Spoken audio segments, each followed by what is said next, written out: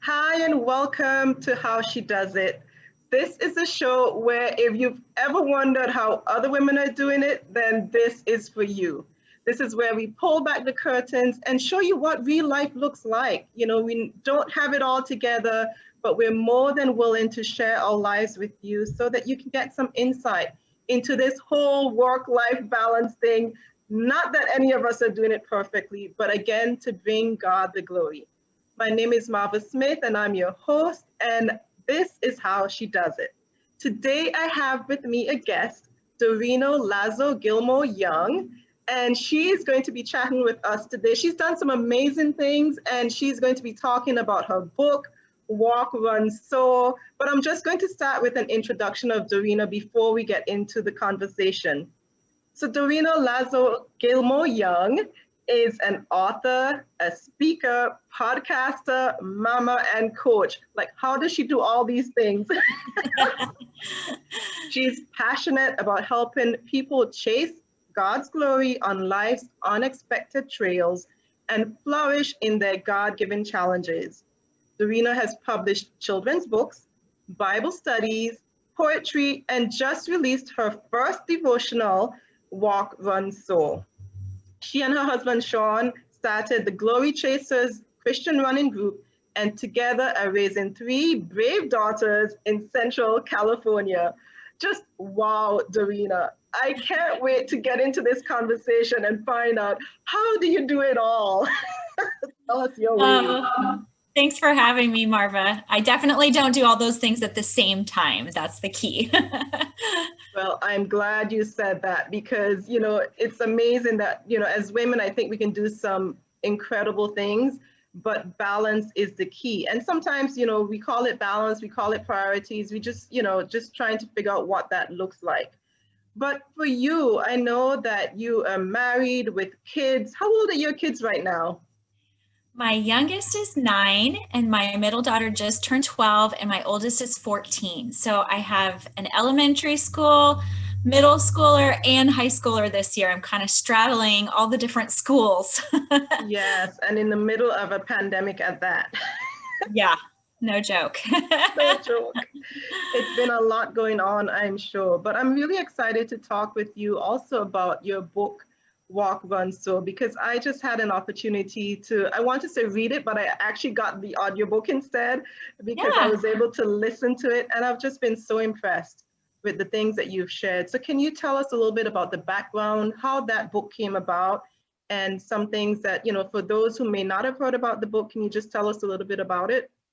Yeah, definitely. Okay, I'm going to show the cover just because I love people to have the visual here. So this is Walk, Run, Soar. And what it is a 52-week devotional that has a theme of running and walking. And I am a runner, but this book is actually for people who are at all ages and stages. You don't even necessarily have to be a runner or walker, because what we're doing is going on a treasure hunt through God's word and looking at all of the metaphors throughout the Bible about life being like a race. And so I can imagine that even some of the women who are listening today, if you're not a runner or walker, that you can probably relate to that in some way. And so what I do in the book is I tell personal stories of things that I have learned along the trail or along the race of life.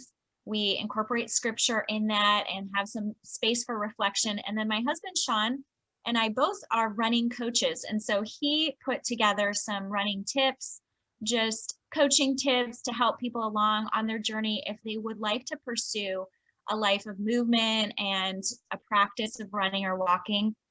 And we also have some space there that they can record their mileage. And it's a great book that you can actually even do in community. I know several groups where, maybe they're meeting up to meet one person and run together or walk together with that person, or they get together with a group, or even some groups who are meeting online.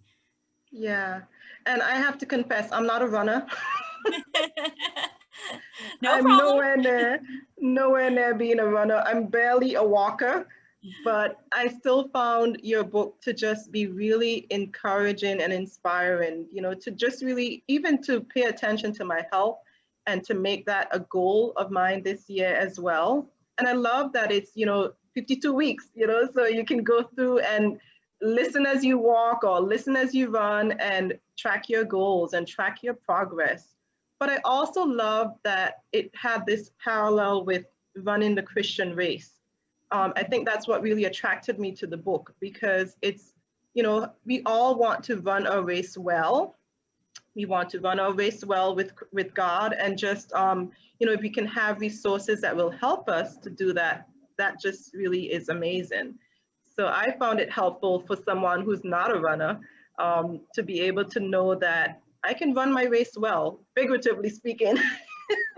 Amen. Yes. And one of the things I talk about in the book is that your pace is your pace. So if your pace is walking, if your pace is sprinting, if your pace is jogging, and even for myself, my pace is different on different days of the week. And that's a good thing. It needs to be varied in that way, because Jesus is our pacer. And sometimes he's inviting us into rest, and sometimes he is inviting us to run our guts out and strengthens us along the way. Yeah, exactly. And I also liked that you wrote this book in collaboration with your husband. Yes. And he is a coach, and he has been given tips throughout the book. So wherever, you have a chapter, you have the devotional part of it. I think that's called Faith Fuel. And then you have the other part where it's really putting it into practice.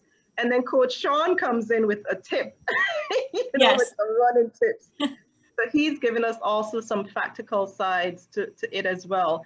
And one of the points that he made was just really that, you're not all in the same place.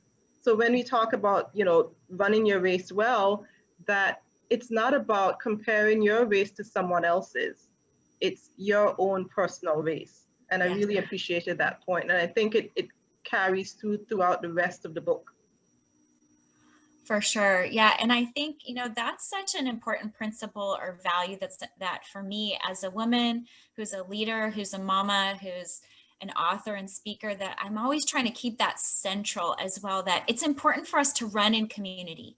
It's important for us to be surrounded by others who can cheer us on or inspire us to go faster, or that we can mentor along the way. But there's also something that happens when we are in community, that we tend to compare ourselves to each other. We think, I'm not measuring up because I don't look as cute as she does when she's running, or I'm not going as fast as she is over here. And so one of the ways that I combat those feelings of comparison when they sneak up on me is by thinking about running my race together and collaborating with others. So it's collaboration over comparison is the way that I say that. And I think it's important for me as a runner, but, even as moms, as business women, for me in the field of being an author and a speaker, I constantly have to come up against that, and it's a tension. But I know that the Lord wants us to flourish together in community. And so that's the constant sort of recalibrating that I'm going back to. Yeah.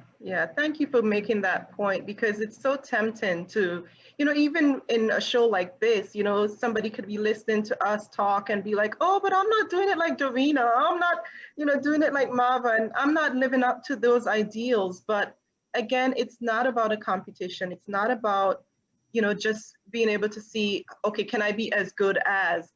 Ultimately, the measuring stick is Jesus, and we know we'll never get there. Sure. Yeah. But still, he's given us some very real examples of faith, right here and right now. We know we have these examples of faith in the Bible, but we also have examples of faith in the women that we come in contact with every day. So Dorina, let's talk a little bit about balancing all the things, because you've mentioned a couple of things there, a writer, a speaker, a runner, a coach, a mama, businesswoman. Tell us more, please. Oh, I wish I had the recipe to the secret sauce. I said at the top, I don't do all those things at the same time. And one of the things that I do to kind of keep myself centered is being very focused on rhythms of rest and rhythms of work. So I don't do this perfectly, but I'm working on it. And when I wake up in the morning, one of the things that I try to do is I start my day with listening to a couple of worship songs. and just praying over my day and saying, okay, Lord, typically I'm saying, okay, my to-do list for today is way too long. I cannot do all of these things and make all these appointments. So Lord, would you show me? Where do you want me to focus? What are the things that you want me to say no to? What can I gracefully step away from? And what can I enthusiastically say yes to? And it's in those kind of heart prayers in the morning that I set the pace for my day. And then I actually have a reset time. I don't do it every day, but I try my best in the afternoons to just set my timer for 20 or 30 minutes. And I actually lay down in my bed because I'm working from home in this season, lay down in my bed, pull those covers up to my nose, and just be still for those 20, 30 minutes. And sometimes I fall asleep immediately because my body needs physical rest. And sometimes it's a time of just prayer and kind of refocusing, okay, if I'm starting to feel stress of the day or anxiety because of a situation with a relationship or a personal thing, those are the places where I can kind of reset myself. And I found that my day is actually so much more productive and peaceful when I take time for those two things, the morning worship and prayer, and then the afternoon kind of reset. And my kids know too, because sometimes I kind of get this look in my eye like, okay, mama's tired. Don't mess with the mama, right? And they're like, Mom, are you going to go rest? So they know their lives are going to be better too if I get my 20 minutes. That's such a great idea. Yesterday, I was waiting for my daughter during her dance class, and usually I would sit in the car and work. And somehow I had this idea, you know what? I need to just shut my laptop and just do nothing for the next 10, 15 minutes. And it was the best thing. I think I'm really going to do that again. Yeah. Sometimes I feel like our culture kind of chases us away from the silence, and we fill it with scrolling or, for me, multitasking. I'm like, oh, well, I can do these 5 things while I'm waiting for my daughter at dance class or whatever it is. But sometimes what our soul really needs is to just sit in silence, or to have that moment where we sit and watch our kids dancing and to just see how they too are reflecting God's glory through their bodies. All of that is so important. So having those moments of quiet reflection, having those moments where there's no agenda. Yes. Yeah. Great way Okay, to say so those are some two great points. So the morning worship time and the afternoon, sort of building some rest intentionally into your day. And for somebody else, it may not be in the afternoon based on what they may have going on, but certainly if you can build time in for rest and reflection, I think those 2 things would help to really anchor your day and, give you fuel for the day. Yeah? For sure. So, yeah. And then the last one is just taking a day of Sabbath. In our family, we choose for that to be on Sundays, but I don't think it has to be religiously. I know everyone has kind of different rhythms with their work, and especially if you're in ministry, Sunday might be your busiest day. But that is something that has changed my life in the last 5 years. Instead of always trying to cram things into the cracks, that Sunday I try my best to put my phone aside, to shut that laptop, to have time of worship with my family, to eat good food, to rest by taking a nap or reading a book, some of those things that I might not take time for during the week. And I actually look forward to them on Sundays.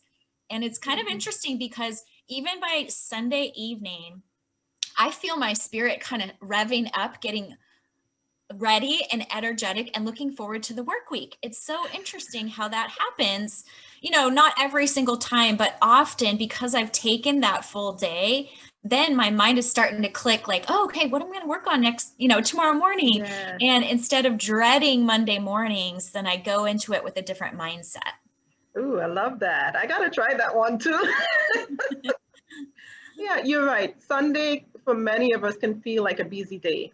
I want to have Sunday as a day of rest, but between, the worship time and, my husband preaching on Sundays and different things going on, it can feel like there's a lot, so it doesn't have to be that particular day. But again, just really building that time in where you can rejuvenate for the week ahead, and just step back from the rigors of the week.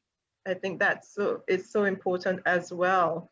So in terms of thriving, I like to think of being able to thrive in various areas of our lives. I don't know sometimes if this is based on the different seasons that we're in.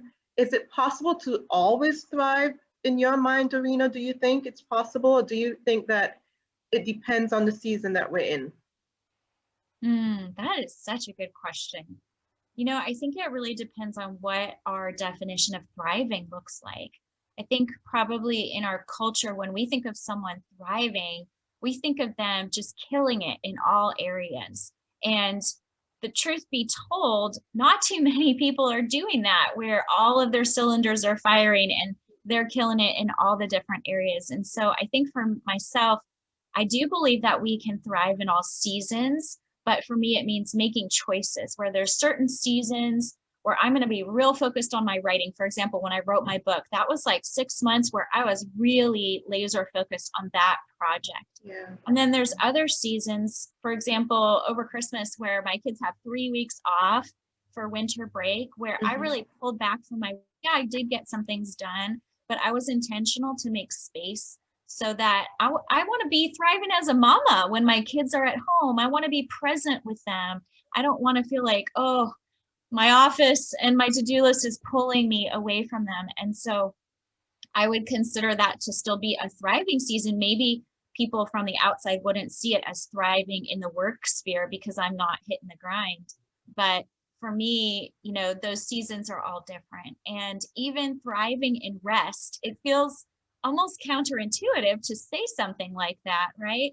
But if we think about it, I live in Central California, so there's a lot of grapevines and different fields and fruit trees that are close by in the areas where I drive. And so I think about how in the wintertime, the grapevines, they look gnarly. They are barren. They are not something that you would think of as thriving. But in the cycle of the grape's life, that winter season is so important because that's when the strengthening happens. That's when the nutrients are going. That's the season before the fruit. And there's a quietness in that season, but it doesn't mean to me that the grapevine is not thriving. It's doing what it needs to be doing in the secret place, in the quiet place. So it looks different maybe from the outside, but I would say that, thriving is being connected to the vine, being connected to Jesus, being, in constant communication with him. And so when I'm not doing that, that's when I feel like I'm in survival mode and I'm not thriving. Yeah. You've given me this amazing image in my mind now, with those grapevines, because I would look at them, if they're looking gnarly, I'm thinking, something's not good, something's wrong. And similarly in our lives, those periods where we have to pull back for one reason or another, maybe God has us in a wilderness season even. You might feel as though we're not thriving in that season, but it's because he's doing something new and he's preparing us for something else. And oftentimes we don't see that in the moment. So I really appreciate how you brought that analogy in to show us that thriving, it's seasonal, yes, but it's all, it comes together complete because it balances out. Just like you mentioned with the rest and the work, the both of them have to come together in order for it to be meaningful. So that's such a powerful analogy that you've just shared with us, and I'm really grateful for that. It sounds like you have, had some wisdom that you have just grown over the years, Dorina, and you seem so young, but I still want to ask this question because this is a question that I love to ask to all of my guests. So if you were to talk to your younger self, before kids, before the books and before, all the things that you have going on, what is it that you would tell the younger Dorina? So good. You know, I feel like a lot of what is in my book, Walk, Run, Soar, is kind of talking to my younger self and kind of coaching other friends and people in this area. And I mean, I did talk a lot about rest. So my number one thing would be to give yourself permission to rest. I absolutely did not do that when I was in my 20s. I was not raised in a family where that was modeled. I love my parents, but they were very much achievers and taught me to run at a fast pace at all times, which, as an adult now in my 40s, I realize that doesn't serve me well if I try to live like that all the time. But I think the other thing too is just trusting God as our pacer. And this idea of having a pacer is, in running, sometimes we have someone pace us, or if it's a professional race or the Olympics, they have these people called rabbits or pacers that will go out just in front and kind of help you to be at that consistent pace, that whatever your goal is. And the thing is that I think so often my younger self, I was trying to strategize. I was trying to figure out where we were going on the trail and how far and how long, when really I just needed to kind of tuck in behind the Holy Spirit and let him guide, and just have like a couple steps here in front of me that I knew where I was going, instead of worrying about, well, if I choose this career, how's this going to work with having kids? And if this happens on this, date, miles in the future or years in the future, then how's God going to work that out? I'm a person who is thinking of the future a lot. And as I look back on the trajectory of my life, I realize God was faithful to fulfill so many of his promises, but in none of the ways that I strategized or imagined, right?